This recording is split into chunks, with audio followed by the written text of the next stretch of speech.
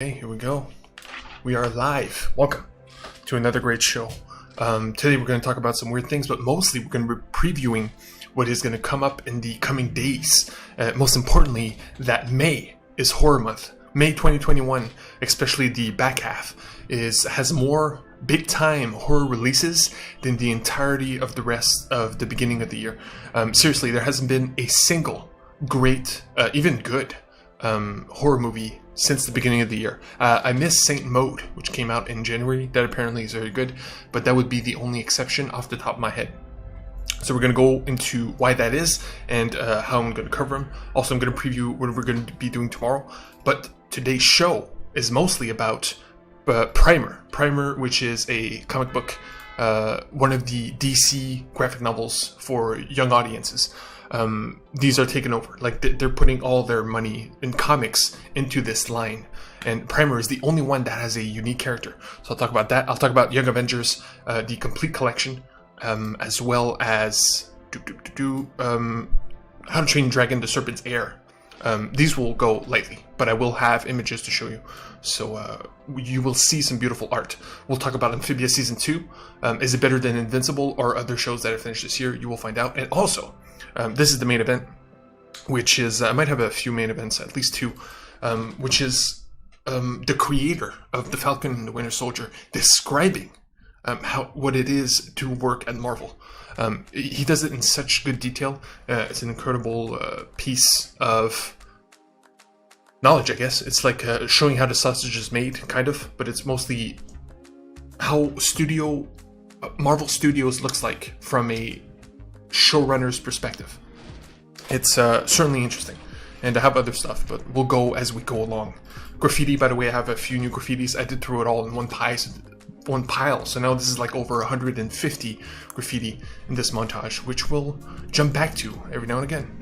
By the way, big time games are coming. I just got this in the mail, which is a Genki USB thing, I guess. It's pretty much an Elgato, but for Switch. So I plug this in my Switch. I could stream Switch games, and you better believe I've been waiting for years, literally, because there's a few games I will stream that I have not played yet. Most importantly, Paper Mario, the Origami King, Bug Fables, which I have it. It's an indie game. You can get it on Steam or whatever, PS4, but I have it on Switch. And Donkey Kong Tropical Freeze, which is the biggest of deals for me because I love platformers. I grew up with those games, and they're some of my favorite games of all time. And Tropical Freeze apparently is incredible, like masterpiece type stuff. So yeah, we'll stream that soon. That's in the coming days. But yeah, first of all, tomorrow, without a doubt, on tomorrow's show.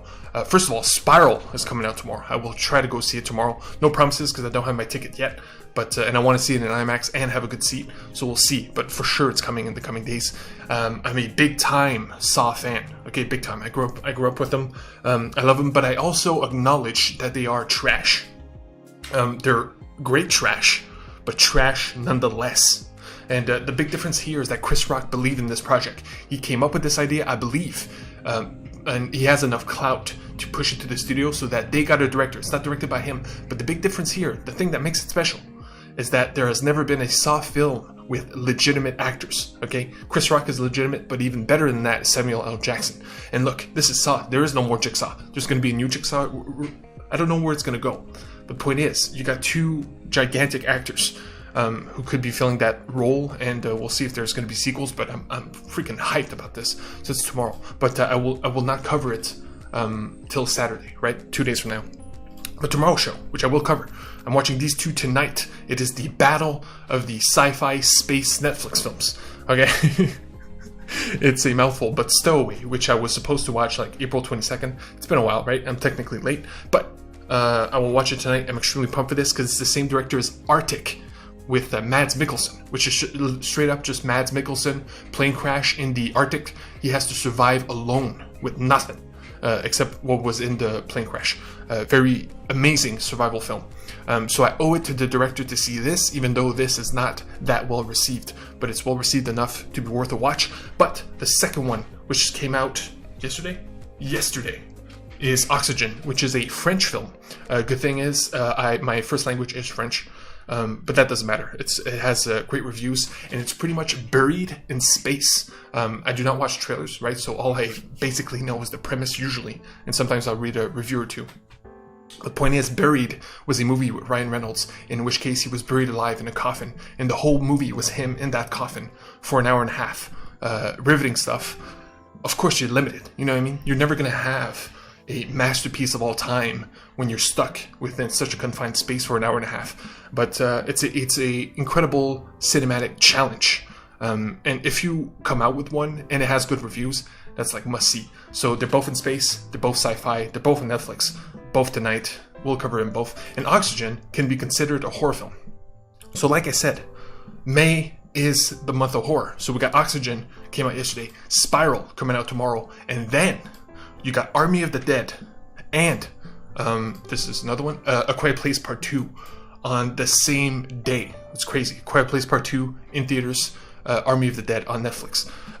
And these are huge. So Spiral is the 9th entry in the Saw franchise. Army of the Dead is literally when you think about it, a sequel to the original horror movie ever made, Night of the Living Dead, from George R.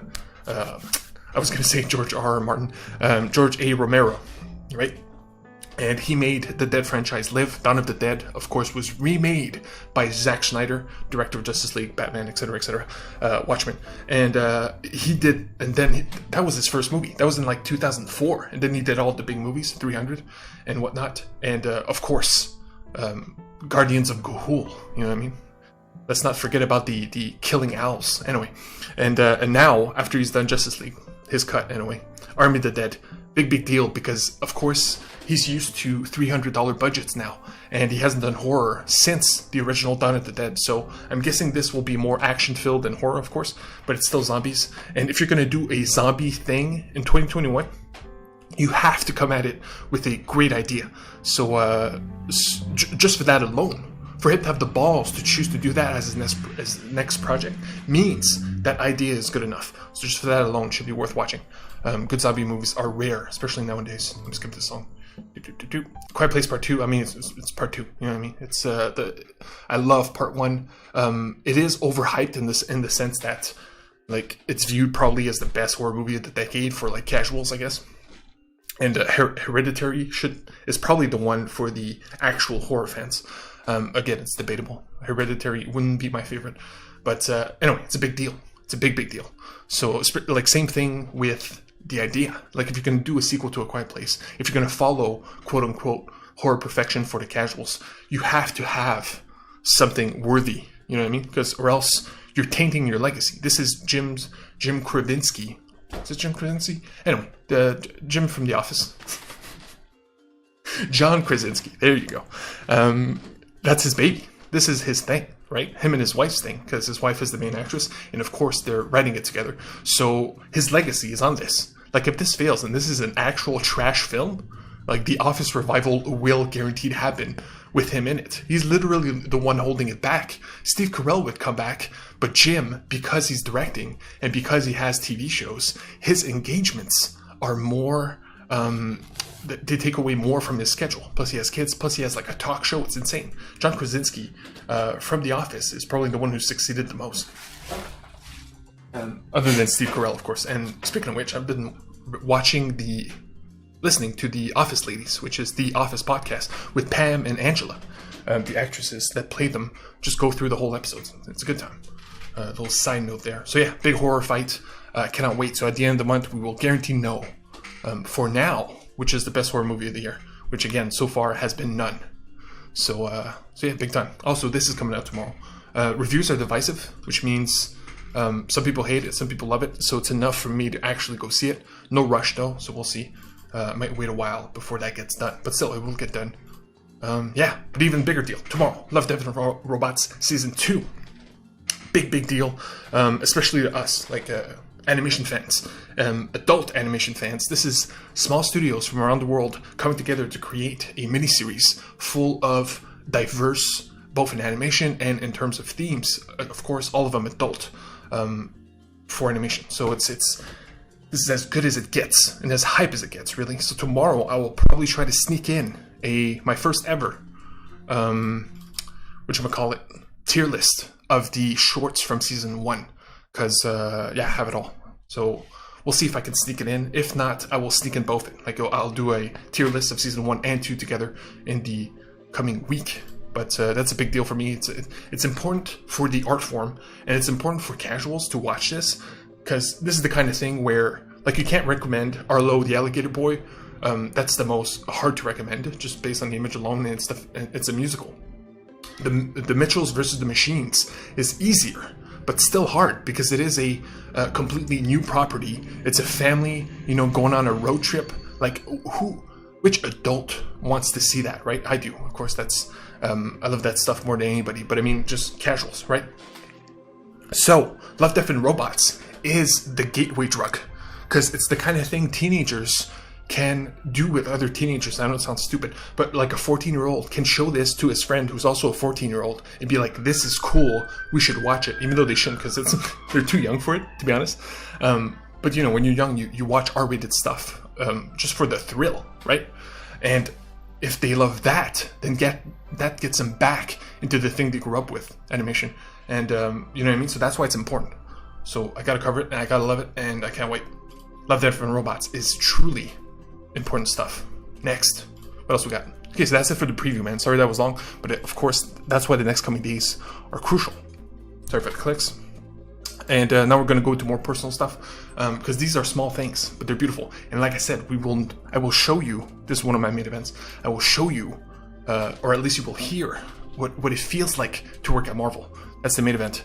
First, we got to talk comics, baby, because I've been reading some good stuff, starting with Primer. Okay, Primer, like I said, is a DC young adult graphic novel.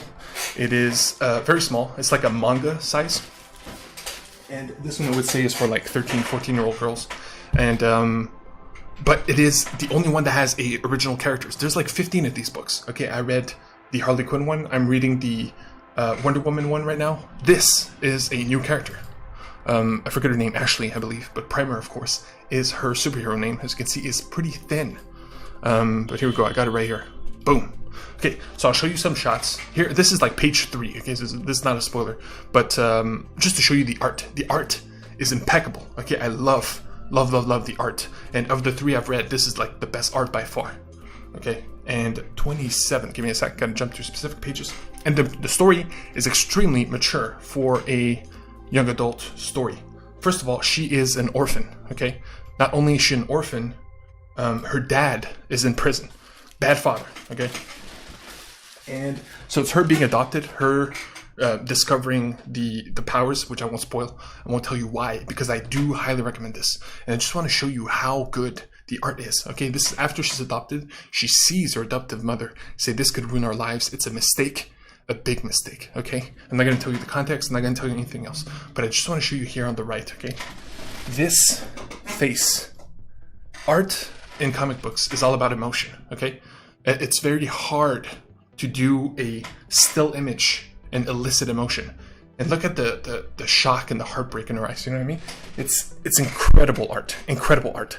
And if the story did not back it up, I would not recommend it. But because both of them come together, it is the best of the best. Like, this is top tier stuff. Not only is it a new character, it's a new line of books, but it's also pushing the medium forward in interesting ways. And finally, I will show you a slight spoiler, because I know this is a hard sell, okay? I get it. But I do want you to read this, however you do it. Like, I'm doing it now, or I got it from the library, right? But I do recommend buying it. And hell, it can make a perfect gift. So you can read it for yourself, give it to like a niece or whatever, because this is that kind of good stuff. But we're going to go slight spoilers here. If you do not want spoilers at all, mute it for a minute. I don't know. It really is not that bad. It's very slight. Like, it's not even halfway through the book. But like I said, her father is a bad man, okay? She goes to jail to visit him, and she has these nightmares in which she wakes up in a sweat, goes, Dad, no! Okay, you've seen this before. You don't know why? I will show you why. That is why it's a spoiler, okay? This is a big deal. So if you do not want to know, but it is small. First of all, look at the page change, okay? This is a flashback, like you get it obviously, but look at the broken edges, right? Like broken, anyway, it's good detail. So this is it. I said, kick the gun, Ashley! Okay, I will. So look, he's being choked out by a cop. Like, this is an intense scene right away. You turn the page, this is what you see. Okay? Kick me the gun now! Okay, she kicks the gun. He grabs the gun. Again, all you see is a face. You do not hear the gunshot, but you do know what happened. Okay? So, is the cop dead? Chances are yes. Okay, the guy's in prison. If not, it's a brutal stuff, right? In my head, he's dead. Like, her father killed the cop because she kicked the gun. Intense guilt, intense story. The father is a recurring character. But, so that's the biggest of sells, okay? Like, that's it. If you're not in after that, fine. But, like I said, to me, it's top of the top. 5 out of 5. Could not get much better. Okay, Young Avengers, real quick. I will go quicker on these. Sorry, I had to sell primer because I really care about it. Big time. So Young Avengers is being built up in the shows right now. You know what I mean? Like, there were characters in WandaVision, in Falcon and the Winter Soldier, that have been teased, that have been shown, that are coming. So Young Avengers is a it's not a guarantee, right? Nothing is set in stone, but the way they've been built up, especially with Hawkeye coming up, it truly feels like it's going to come. And the reason why Young Avengers is so special is that it goes against its name. It goes against the premise that you think it's going to be. Because what Young Avengers is one of the darkest books in the entire Marvel pantheon, okay? I'm not kidding about this. The first series, which I have right here, which I do recommend above all, okay, above the one I'm going to talk to you about right now, is this one. It starts here, Young Avengers Complete Collection by Alan Heinberg, okay? Alan Heinberg. Very important, you get this book. This is the where it starts. This is where all the characters come together. And without this, you cannot appreciate what comes after, because there's a lot of callbacks and whatnot. So this is the one to get, okay? And I cannot recommend this. This is one of my best comics of all time, so just get it on principle. But, talking about the characters, this is, it compares to the show, what's it called? Damn it. It's gone. I had it. Starts with an A. But anyway, teenage drama, right? There's been teenage dramas since the beginning of time. OC, One Tree Hill, Gossip Girl, you name it. The darkest aspects of those stories are what Young Avengers is about. What if teenagers with angst, with their issues, had powers that were, it's not really the powers that matters, but it's the man, it's extremely dramatic, okay? They go far and above what you would believe these teenagers would get, you know what I mean? It's like the opposite of Spider-Man. Spider-Man is all about hope, and at the end of the day, he saves the day. Young Avengers is like the dark side of that, you know what I mean? Here I got a few arts to show you. So yeah, and the story I read, which was a follow-up to this with Kieran Gillen, has a completely different team, but it's pretty much the same themes of like exploring these characters in a dark light. And that one specifically is all about Wiccan, which is the son of the Scarlet Witch, and Kid Loki, which is right here in the middle, which is Loki reincarnated as a child, was a good guy for a while. And again, it's a follow-up to that comic, which is Journey into Mystery, which is all about Kid Loki and his reincarnation. Is he good? Is he evil? It's a whole series. So that's why it's kind of hard to jump into. The one I'm talking about right now, the one I'm showing you. But still a worthy read. But still, the whole point is get this one. This is where it starts. It's very thick. It's the whole thing. The art is as good as it gets. Like, this artist has now worked on all of the biggest books possible. And yeah, and once you do that, then you get into the next one after that, which is the Children's Crusade, which is all about Wanda and Magneto and the whole shebang. And then after that, you get the one which I did read, which is this one. But it's very important that this is not the one you start with. Do not grab this book. You see this off the shelf. This is not the one to get. It is this one. Okay. Wait. Did we go through? Music stopped for a reason. There we go. Shuffles off. Okay. After all that, sorry that took longer. 4 out of 5. There you go. And real quick, this is How to Train Your Dragon comic. Unfortunately, I do not. It is not possible to show you what it looks like inside, but I do have footage right here. If you love How to Train Your Dragon, do get it. It explores what happens after How to Train Your Dragon 2 when he becomes the chief, and the ramifications of that and the decisions he has to make. There's a extremely dark aspect of the story which I love, which I cannot spoil, but for that it is worth it. But there are some, this I have to show you, this shot of Toothless in the hot tub is one of my favorite shots. The art is incredible, and if you're a fan, get it. But of course, all the side characters get like side bits, and those fail. So unfortunately, because the focus is a little all over the place sometimes, I have to give it a 4. But if you're a fan, trust me that it is worth it, and it actually counts. It's like pretty much if Hiccup met his version of the Joker, straight up in this book. So for that, it is worth it. So, but yeah, 4 out of 5. Here you go. Amphibia Season 2. Man, stuff's breaking down. Music is stopping. Everything's breaking down. Okay, music's over. Okay, I'll put this. No, this is gonna get me in trouble. This is a meme, right? We're jumping into it now. She did the full song. The full song came out yesterday, and I just want to say that the full song lives up to the meme, which again is one of the biggest memes on Twitter. Okay, so check out the full song. I don't want to be touched.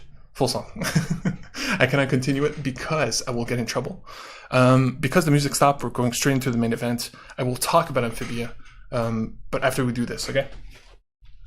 So like I said, this is the creator of the Falcon and the Winter Soldier. This is the showrunner, and this is him explaining how it is to work at Marvel. These guys, Fat Man Beyond, Kevin Smith, Mark Bernardin, this is my favorite podcast, straight up. They do news, comic book news, they do interviews, and they answer questions, but mostly it's all about geek media, of course. But for the last 3 weeks, they have been doing interviews with the biggest people, man. They had the showrunner of WandaVision. You had the creator of the comic and showrunner, if you will, of Invincible in Robert Kirkman. And now they've had Malcolm Spellman from The Falcon and Winter Soldier. So a lot of insight, not only in how the sausage is made, but into why these shows exist, the storytelling purpose of it all. And I cannot recommend it enough. So it's all on the Kevin Smith channel. You can find him easily. And but yeah, this is just an excerpt. Here we go.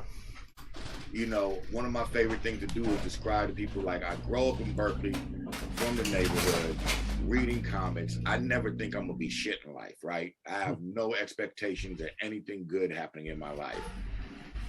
20-something, 30 years later, I'm on the second floor of the Marvel building where Thanos' glove, life-size glove is there, and the real 3 Iron Man suits from beginning to the most modern one are in the lobby.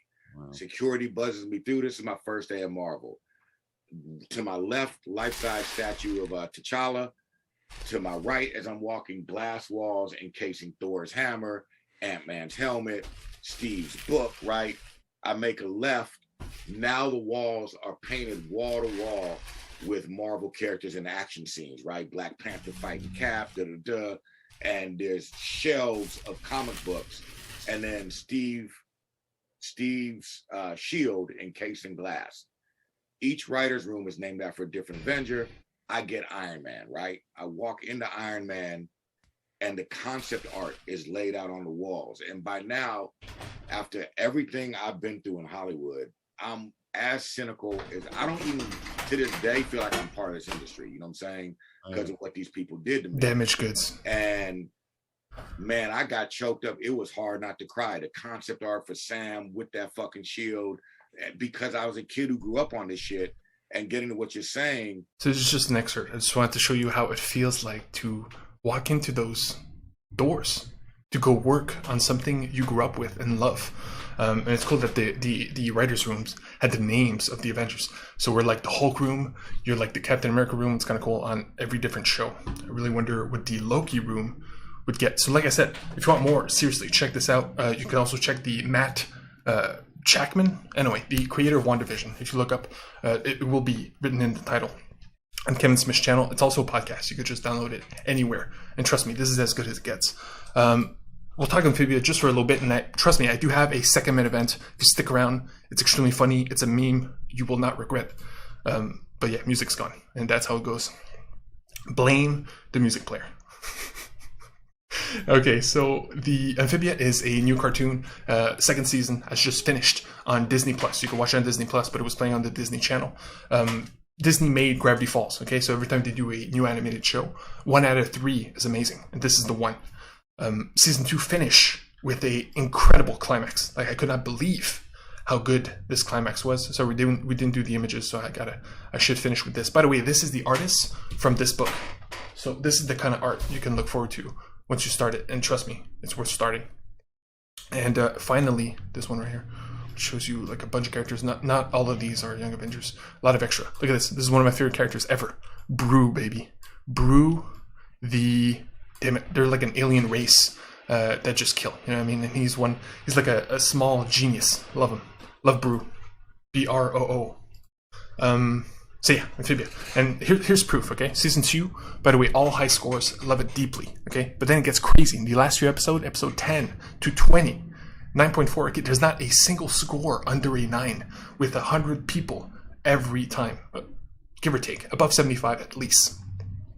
So just for that alone, that's like consensus quality. You know what I mean? Even myself, like, I couldn't score these as high. I'm like one of the few people that brought these scores down. You know what I mean? I'm the exception, when usually it's the opposite. I'm the one who brings them up. Let me put the graffiti back on at the least. Give me a sec. Boop, boop, boop, boop. Damn it. This is when you have too much. The playlist is in here. Got it. Chaos, baby. Chaos at the end of the show. But so yeah, and Amphibia has a lot in common with Shrek. Okay, Shrek 1 is season 1, Shrek 2 is season 2. They go off on a journey, they discover a new kingdom, and it brings it all together, and it has that same quality, that same expanded universe that makes complete sense and is also extremely satisfying. And this finale, okay, 9.9, okay, 9.9, you cannot mess with that score, but that it's not that big a deal. Like Invincible also had that same thing. Most finales have that same thing. Here's the difference though. The finale of season 2 of Amphibia, it's hard to say right now because it's been 5 months into the year, but I do believe it is the best finale I have seen. Again, Invincible, like I said, at the best 20 minutes. The first 20 minutes of that season finale is the best 20 minutes of all year, right?